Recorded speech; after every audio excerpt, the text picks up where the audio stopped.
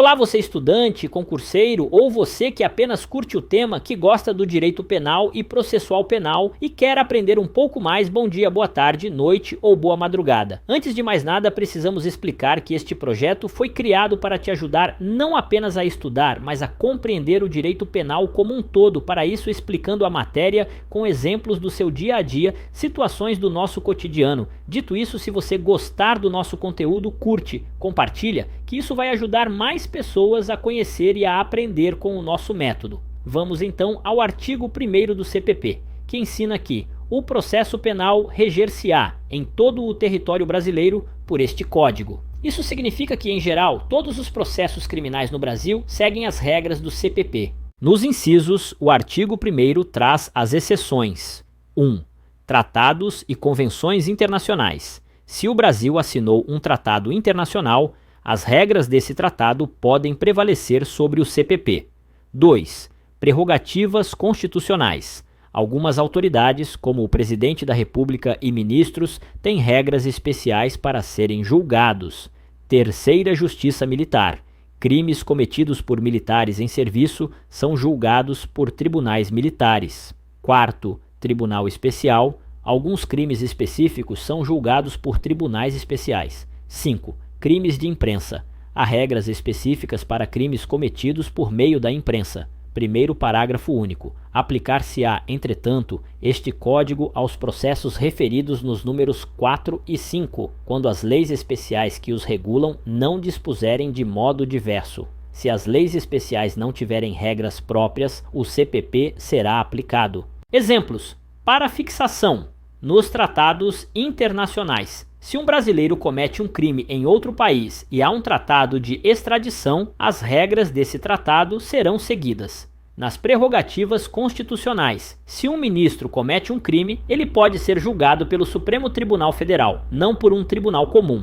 Na justiça militar, um soldado que comete um crime durante uma missão será julgado por um tribunal militar. O artigo 2º ensina que assim que uma nova lei processual penal é publicada, ela deve ser aplicada imediatamente a todos os processos em andamento. Não importa se o processo começou sob uma lei antiga, a nova lei se aplica a partir de sua publicação. Para entender, imagine que uma nova lei processual penal é publicada hoje, alterando o prazo para a apresentação de recursos de 10 para 15 dias. Se você está no meio de um processo e ainda não apresentou seu recurso, você agora tem 15 dias, mesmo que o processo tenha começado quando o prazo era de 10 dias. O artigo 3º do Código de Processo Penal, o texto do artigo diz: a lei processual penal admitirá interpretação extensiva e aplicação analógica, bem como o suplemento dos princípios gerais de direito.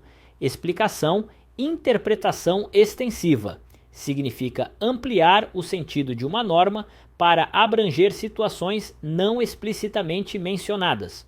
O exemplo: se a lei diz que testemunhas devem ser ouvidas em audiência, podemos interpretar que isso inclui testemunhas que prestam depoimento por videoconferência. Aplicação analógica. Utiliza-se uma norma existente para resolver casos semelhantes não previstos pela lei. O exemplo: se a lei processual penal não especifica como tratar provas digitais, podemos aplicar as regras de provas documentais.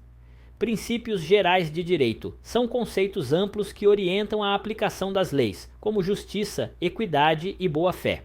O exemplo: em um caso onde a lei é omissa, pode-se aplicar o princípio da equidade para garantir uma decisão justa. Artigo 4º da Polícia Judiciária.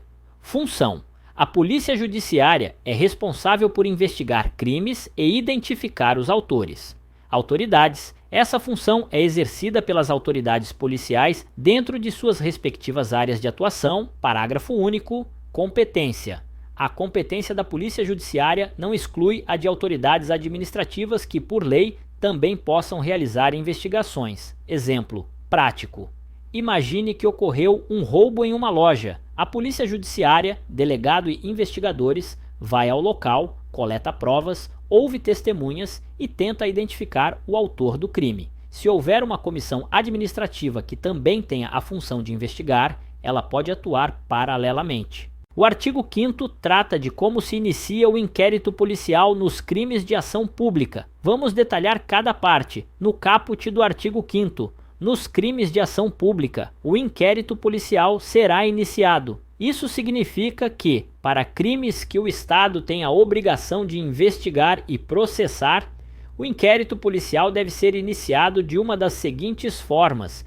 Inciso 1, de ofício, ou seja, a autoridade policial pode iniciar o inquérito por conta própria, sem necessidade de provocação externa. Exemplo, um policial descobre um crime durante uma patrulha e decide iniciar a investigação imediatamente. Inciso 2, mediante requisição da autoridade judiciária ou do Ministério Público, ou a requerimento do ofendido ou de quem tiver qualidade para representá-lo. Explicação. O inquérito pode ser iniciado a pedido de um juiz, do Ministério Público, da vítima do crime ou de alguém que possa representá-la. Exemplo, a vítima de um roubo vai à delegacia e solicita a abertura de um inquérito para investigar o crime. Parágrafos do artigo 5º. Parágrafo 1º. O requerimento a que se refere o inciso 2 conterá sempre que possível: a. A narração do fato com todas as circunstâncias. B. A individualização do indiciado ou seus sinais característicos e as razões de convicção ou de presunção de ser ele o autor da infração ou os motivos de impossibilidade de o fazer. C. A nomeação das testemunhas, com indicação de sua profissão e residência. Explicação. O pedido para iniciar o inquérito deve incluir uma descrição detalhada do crime, informações sobre o suspeito e uma lista de testemunhas. Exemplo, a vítima de um assalto fornece uma descrição do assaltante, explica por que acredita que ele é o culpado e lista as pessoas que presenciaram o crime. Parágrafo 2º. Do despacho que indeferir o requerimento de abertura de inquérito, caberá recurso para o chefe de polícia. Explicação. Se o pedido para iniciar o inquérito for negado, é possível recorrer ao chefe de polícia. Exemplo, se a vítima de um crime tem seu pedido de inquérito negado, ela pode apelar ao chefe de polícia para reverter a decisão. Parágrafo 3º. Texto.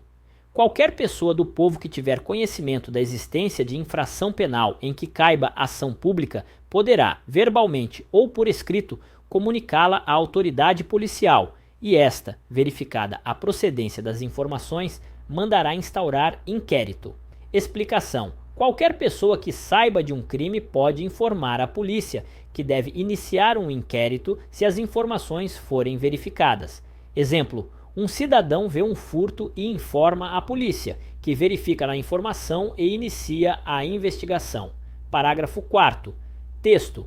O inquérito nos crimes em que a ação pública depender de representação não poderá sem ela ser iniciado.